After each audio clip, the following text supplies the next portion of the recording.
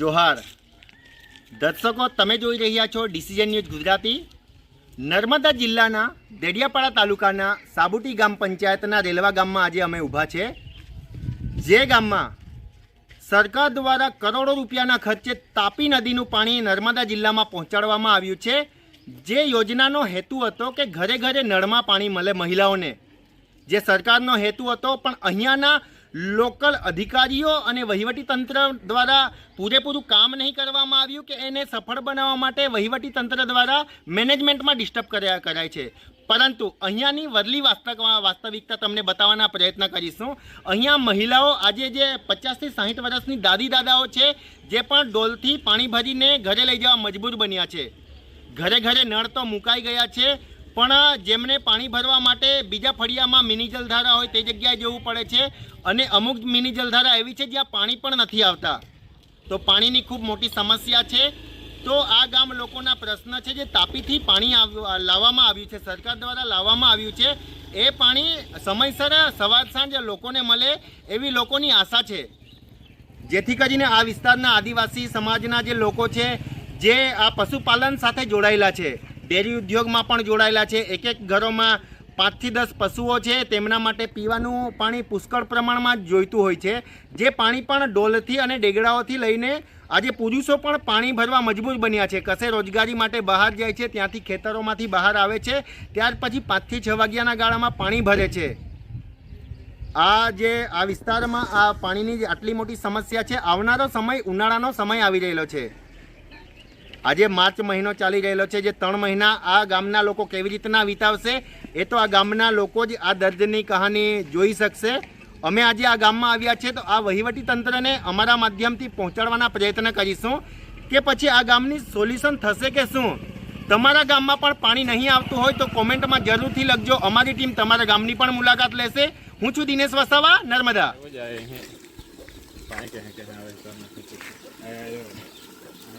તમારું ઘર કયું? તો નળ નથી ઘરે? નથી।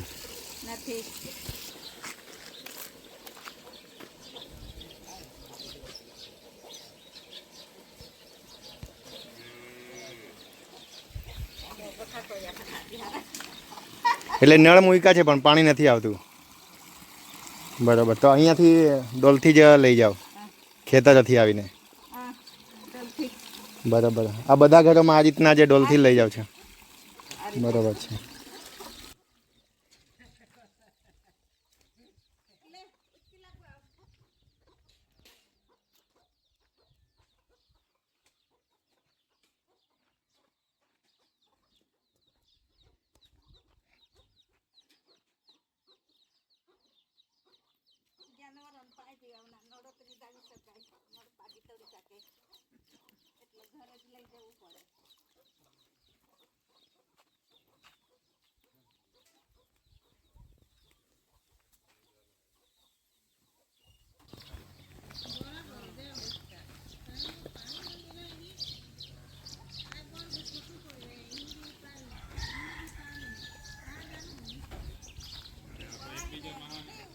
બેન, ક્યાંથી લાવો છો પાણી?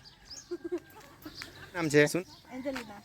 હું એન્જેલિના। ક્યાંથી પાણી લાવો છો આ બાજુ? નીચે? તો તમારે ત્યાં નળ છે કે નહીં ઘરે? નળ આવ્યો છે કે નહીં? નળ છે પણ પાણી નથી આવતું। પાણી નથી? ક્યારથી નથી આવતું? ખબર નહીં, અમારે મમ્મીને ખબર છે। હા, આ બેન તમારા છોકરી છે? અમારા છોકરી છે। તો બધા મહિલાઓ આ રીતના જ પાણી લાવો છો? આ રીતના જ લાવીએ, સવાર સાંજ ચાલીએ।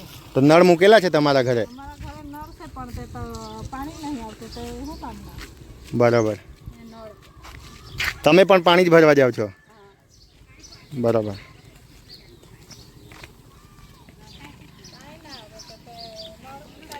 દર્શકો, નળ સે જલની યોજના છે તે આદિવાસી વિસ્તારમાં તદ્દન નિષ્ફળ નીવડેલી છે।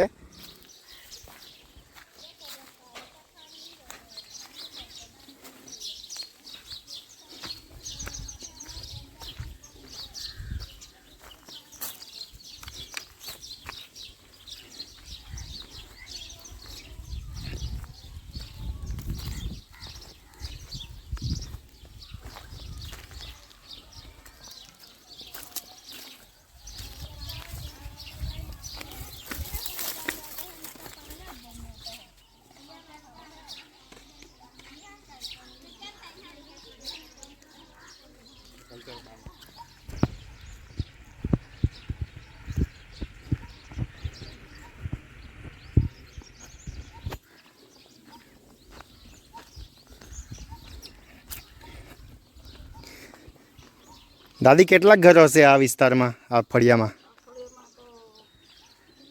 50-100 ઘરો ખરા કે? 50 ખરા.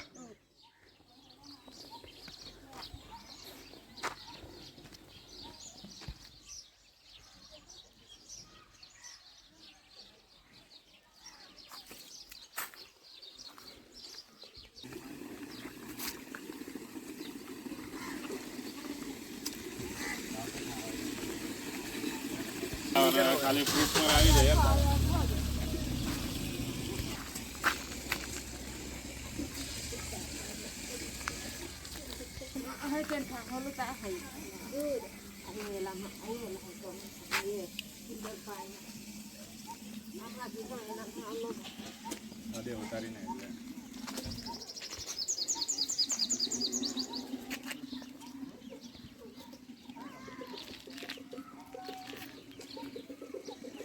દાદી કેટલી ઉંમર છે? કેટલી? 60ની ઉંમર. 60ની ઉંમરે તમારે અહીંયાથી પાણી ભરીને ત્યાં ઘર સુધી લઈ જવું પડે છે. શાના માટે? નાવા માટે પાણી લેવા આવ્યા છો કે? નાવા માટે. ને ઢોર ઢાકર માટે છોકરી લઈ જાય.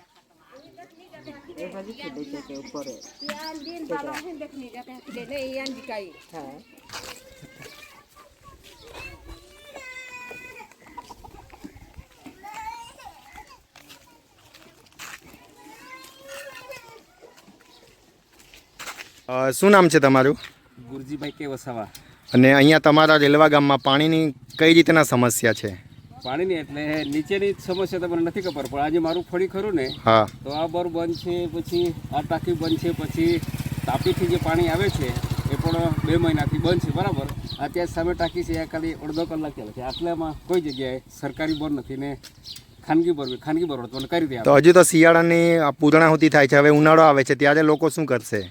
હવે તો મોટી સમસ્યા છે સાહેબ, બરાબર. હવે અમે કઈ રીતે સામનો કરીએ? એ તો સરકારની જવાબદારી બને છે, લોકોને પાણી પૂરું પાડવાની, બરાબર. સરકાર ગમે તેની હોય, બરાબર. સરકાર એવું નથી કહેતો, બરાબર. એ સરકારની જવાબદારી બને છે, બરાબર. ને એમાં ઢોર ઢાકર, હવે પેલા પશુઓ છે, ભેંસ છે, બરાબર, તો દૂરથી લાવવાનું, કેટલું લાવવાનું, બરાબર છે. તકલીફ તો પાણીની ઘણી બધી છે, તો બરાબર. રજૂઆત તમે કોઈને કરેલી છે તાલુકા પંચાયતમાં, તલાટીને, સરપંચને? સરકારી પ્રતિનિધિનું કામ છે ને.